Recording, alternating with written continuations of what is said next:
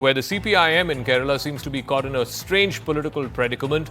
A party document in connection with its upcoming 24th Party Congress, it's called the Draft Political Resolution, has triggered a massive controversy. The CPIM in this document, which is sent to the state committees, and then the state committees have to endorse this, and ultimately the political resolution has to be adopted in the Party Congress. The Party Congress is coming up in the month of April in the city of Madurai in Tamil Nadu. This particular political draft resolution says that it does not consider, the CPIM does not consider the Modi government in the centre as a fascist or neo-fascist entity.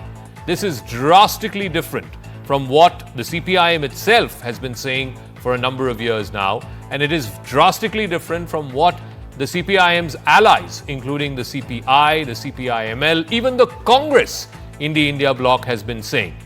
So there is divergence in the CPM's own stand. The party has declared in the last two Congresses that the Modi government and its parent organization, the RSS, under whose control it works, exhibits fascist tendencies. They have now turned that language and said that they are not fascist or neo-fascist. So what explains this change of stand? The opposition, whether it's the Congress or whether it is the CPM's own allies in the LDF there, say that this is a blatant double standard and this exposes what the Congress calls some kind of an internal understanding between Mr. Pinarayi Vijayan's government and Mr. Modi's government. Some kind of underhand dealing is what they're alleging. A team, B team, those jibes are flying around thick and fast as well. But let me just take you through that document. This is a draft resolution. This has to be, of course, endorsed by the various state committees, and ultimately the Party Congress has to adopt it. This is what it says, that fascism under Mussolini, under Hitler, in these eras, it was classified as classical fascism, whereas later manifestations are described as neo-fascism. Now, this is what the draft resolution says, and I quote, "We have stated that the present political setup under the BJP RSS is, quote, a Hindutva corporate authoritarian regime displaying neo-fascist characteristics." We are not saying that the Modi government is a fascist or neo-fascist entity, nor are we characterizing the Indian state as a neo-fascist state. This is what the draft political resolution says. Let's listen in to this huge war of words that's now happening between Congress and CPM on the one hand, and the CPM's own allies in the LDF in Kerala. The stand taken by the Prakash Karat and the new CPM leadership is highly deplorable, and it's not going to help the India Alliance as well as the secular credentials of CPM. The new party line, which is going to be discussed in the Party Congress at Madurai, is very clear that CPM is having understanding with the BJP and RSS. How can you say that BJP and RSS is not a fascist organization? They have all characteristics of a fascist organization. Rohan Gupta of the BJP still continues to be with us. Dr. Sumant Raman will be joining us in just a moment. Just to underline again, Rohan, what this draft resolution is saying, ultimately, this has to be adopted in the CPIM's Party Congress, but this is what it is saying, that the present government is a Hindutva corporate authoritarian regime.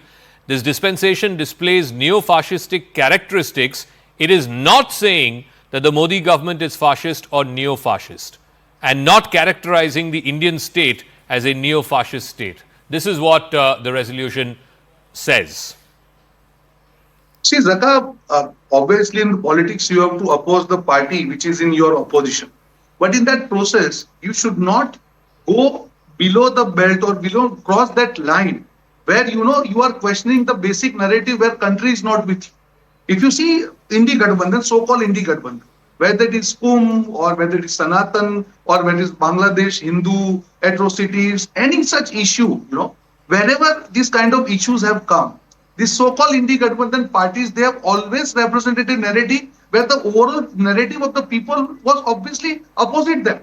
If you see Congress party leaders, they go out of the country, they talk about, war within the nation, the states, getting help of other countries in India, and then they want to take narrative of people of India. No, you question BJP.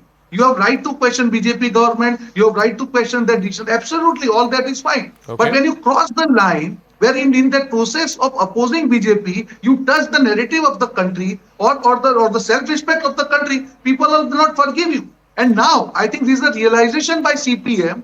They have realized this fact that if in the process of opposing Modi government, you are questioning the basic narrative which the country has already aligned. So, They are doing not, So, yeah. Dr. Sumant Raman is also joining us. First, it was Mr. Shashi Tharoor who praised the Modi government. He continues to stand by his comments. He says that's his personal opinion. Where there is a good thing being done, he's of the firm belief that it needs to be appreciated. So, that was Mr. Tharoor earlier on. Now you have the CPIM draft political resolution saying that the Modi government is not fascist or neo-fascist. It's not characterizing the Indian state as a neo-fascist state. Rohan Gupta says this is a realization amongst the opposition that, okay, you can oppose Modi, you can oppose BJP, but you can't come across as opposing a nationalist playbook or a nationalist force. Zakka, I personally feel that there is not a great deal of difference when you call them a Hindutva corporate authoritarian regime with neo-fascist tendencies.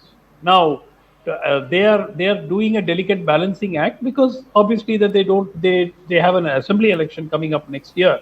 So this is probably an attempt to sort of not go the whole hog and call the government a fascist one. Remember, Zakka, you know very well that a large chunk of the CPM vote is actually Hindu vote in Kerala because the minorities tend to go with the UDF for obvious reasons.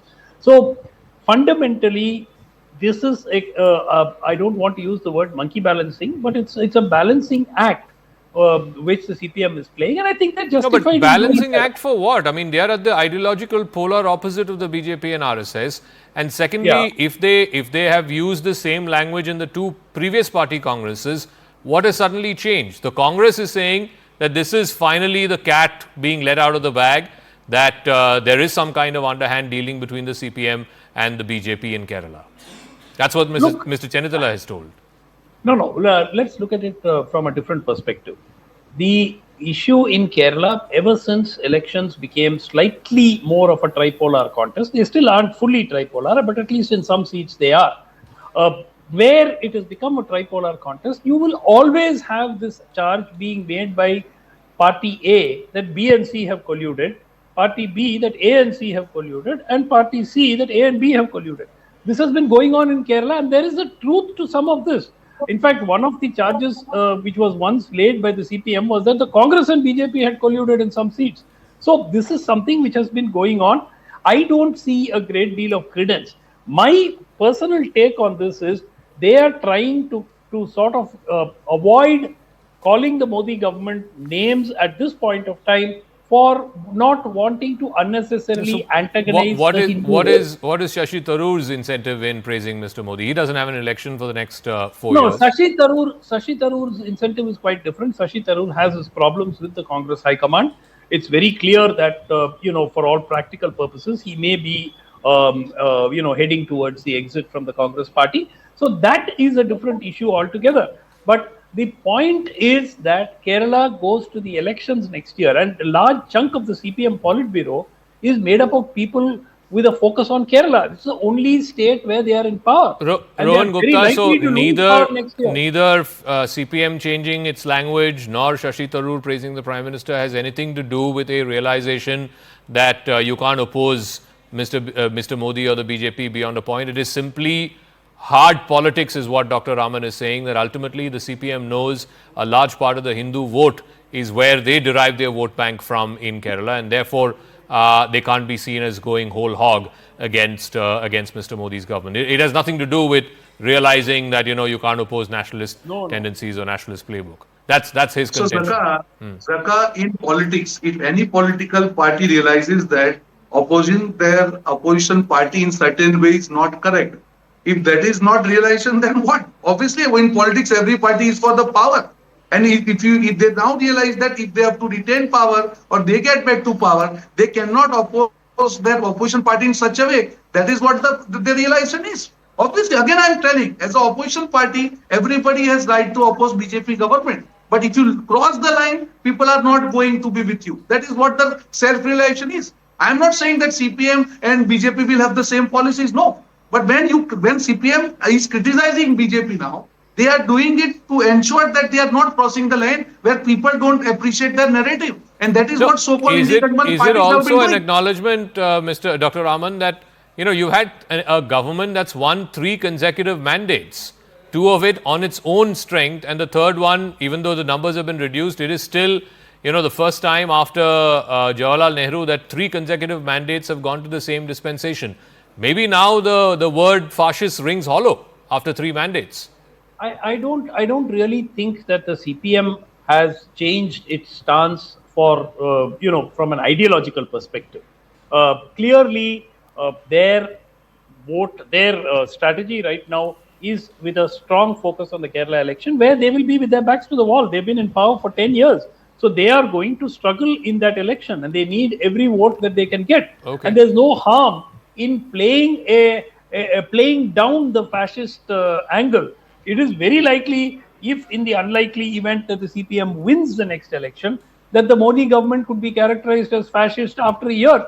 But right now, this is nothing but a political positioning. Okay, and we you're see calling this all it the political time. monkey balancing. Congress uses soft Hindutva. I'm not. Congress uses soft Hindutva when the elections come. They go on temple runs. BJP does, reach out to minorities just before elections. All parties do this. Okay, so it's part of a sort of a political exercise where it's trying to sort of work up its base, which incidentally in Kerala, and I agree with you on this part, happens to be predominantly Hindu, the CPM vote. But we'll leave it at that. Thank you very much for joining us, Rohan Gupta and Dr. Sumant Raman.